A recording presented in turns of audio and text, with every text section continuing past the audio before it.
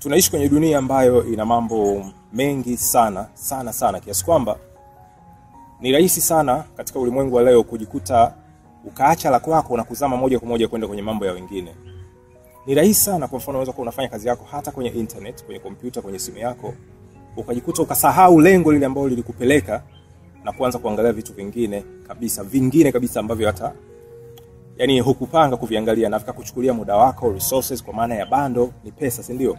Na mwisho wa siku wewe ndio you turn out to be a loser. Unakuwa umepoteza kwa sababu hukufanya kile ambacho ulikuwa umetegemea kufanya. Sasa katika video hii nitaongelea mambo matatu ambayo yatakusababisha au yatakufanya uweze kuongeza the power of focus. Ili uweze kufocus kwenye kile ambacho wewe umekiandaa, kwa sababu focus ndio everything.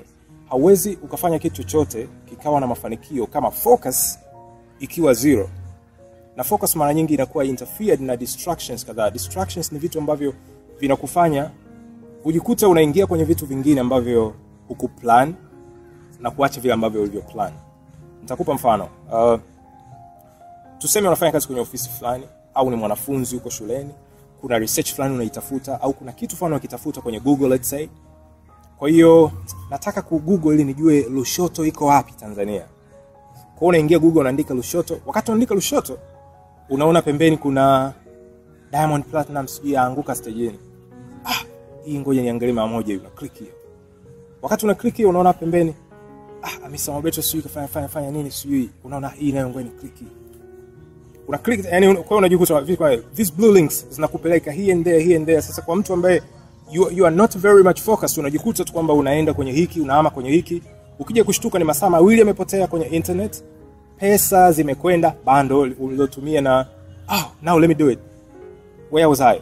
Nilikuwa kwenye nini? Unaanza kufuatilia kile ambacho ulikuwa unakifanya. Sasa unaanza kufanya wakati huo, sasa unakuja kujikuta moja kwa moja tayari muda umekwenda, ulichokuwa unataka kukifanya umeshindwa ukifanya, na uenda bando likakuishia katikati ukashindwa kukamilisha kile ambacho ulikuwa umekamilisha. Na tunafahamu kwamba muda ndio rasilimali kubwa zaidi duniani. Sasa ni vitu gani vitatu nataka kuviongelea leo hii? Kaa hapa, na kama ndio mara ya kwanza unaniona hapa, basi hakikisha una subscribe, like, niandikie kwenye comments kitu gani umekipenda, tuendelee kwa pamoja.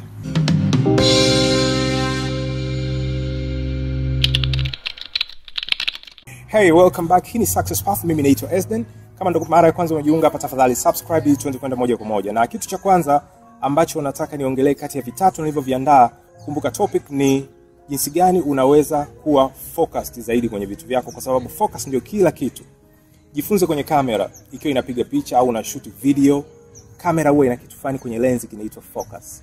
Lazima hiyo focus ikiwa clear ndio picha unaiona vizuri. Mtu anaweza kuwa karibu, lakini usiporekebisha vizuri ile focus, picha inakuwa kama blurred, inakuwa kama ina mawingu fulani, lakini ukirekebisha vizuri then picha unaiona clear. Now unaanza tu kucapture those images. Hiyo ndio focus. The same way tunapofanya shughuli zetu, ili uweze kufanikiwa unahitaji a clear focus.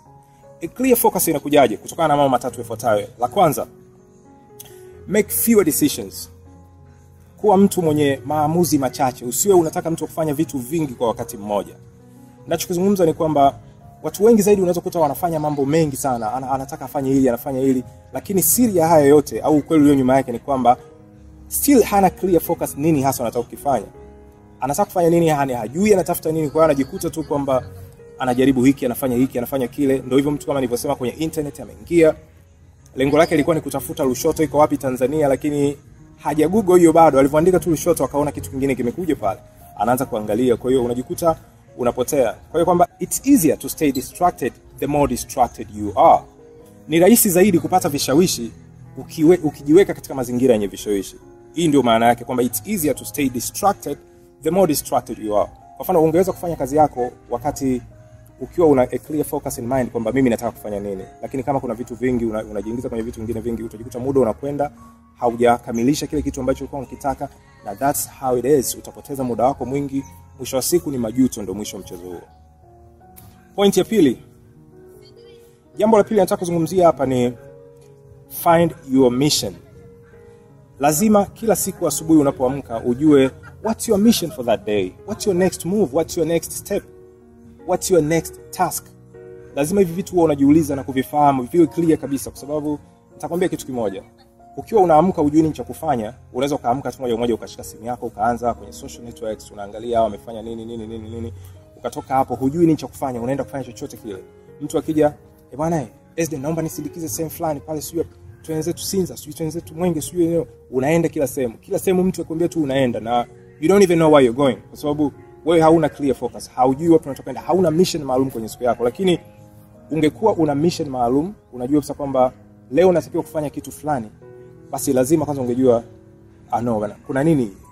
Lazima ujiulize swali kwamba je, hiki kitu ambacho nataka kwenda ukifanya kinanisogeza hatua yoyote au kinanisogeza umbali wowote kwenye kile ambacho mimi nimeplan kufanya? Does it get you any closer to your goal? If not, sio kitu cha kufanya, achana nacho na fanya kile ambacho wewe unatakiwa kufanya. Kwa hiyo mwishoni mwa video hii nitatoa jinsi gani unaweza kuwa ukajiwekea malengo vizuri zaidi na kitu ambacho kitakufanya uweze kuwa unafuatilia kile ambacho wewe umejipangia sawa sawa. Na jambo la tatu na la mwisho, learn to say no. Jifunze kukataa, jifunze kusema hapana. Hiki ni kitu ambacho kinaweza kuonekana vigumu kwa watu wengi sana. Na najua tuko kwenye jamii ambayo watu wengi wanafikiri kwamba to say yes is everything, kwamba kuwa yes man, kwamba mtu akwambia hivi inaonekana mtu unawakubalia watu vitu ndio watu watakupenda. The same way, ukiwa mtu ambaye unataka labda kuwaridhisha watu wengine, lazima ukubaliane na yale ambayo wao wanakwambia.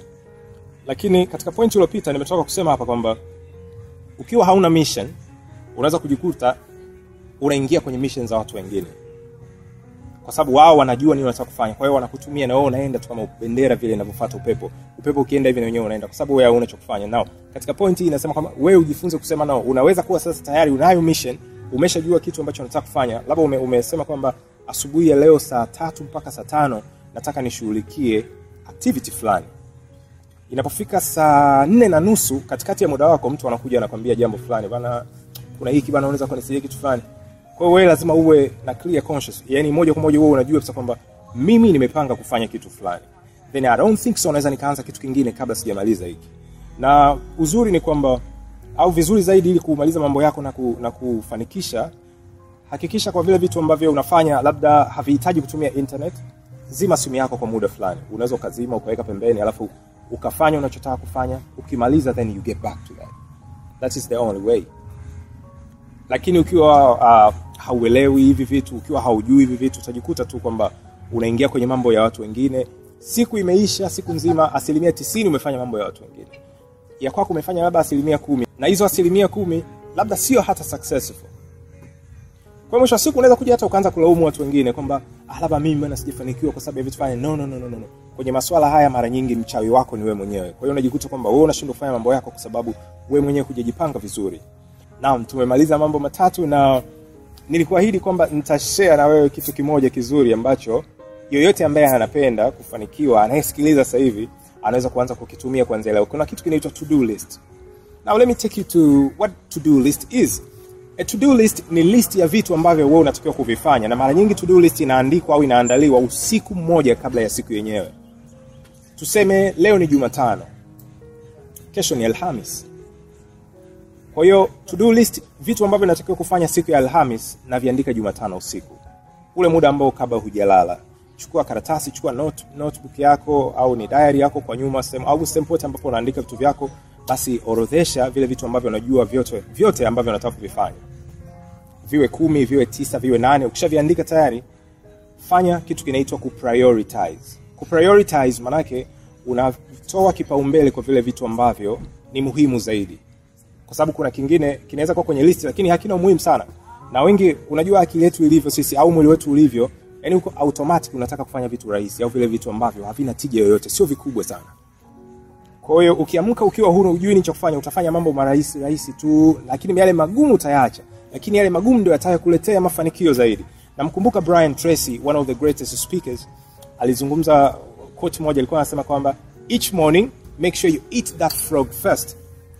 Yani kama ni breakfast, anza na chura. Yamechukua kama eat that frog first. Kwanza kula wewe chura kwanza, kwa sababu ni ngumu. Unajua ukifikiria kumla chura is like you know shele. Kwa hiyo uanze naye kwanza hiyo. Fanya yale mambo magumu kwanza. Kwa yale magumu yote ambayo unajua yatachukua muda mwingi, nguvu nyingi na akili nyingi, hayo yote yaweke kwanza, kwa sababu ukiyafuatilia vizuri basi unaweza kufanya yote. Alafu ukimaliza hayo sasa, njoo na yale mambo madogo yote. Ukimaliza, then sio mbaya hata ukajireward. Go somewhere, enjoy, safiri, nenda sehemu moja, fanya kitu kizuri ambacho kama you are giving yourself a reward kwa kufanya kitu kizuri. Ukifanya hivi, naamini utafanikiwa sana. Tip ya mwisho ya ukweli, hakikisha kila siku unasoma kitabu. Usiache kusoma kwa sababu kusoma ni ukombozi binafsi. Shukrani sana, hii ni Success Path. Till next time, mimi naitwa Esden. Kama hujawahi kusubscribe, please subscribe, like pamoja na comment, na niambie kitu gani umejifunza katika video hii, au kuna kingine ambacho unaona sijakiongelea, basi tafadhali niongezee hapo chini, na mimi pia najifunza mengi sana katika comments. Bye bye. Kaa hapa kama ndo oh shit. Kaa hapa kama ndo oh shit. Naam, tumemaliza mambo ya tatu. Naam, tumemaliza mambo matatu, na nilikuahidi kwamba nitashare na wewe kitu kimoja kizuri ambacho yoyote ambaye anapenda kufanikiwa, anayesikiliza sasa hivi,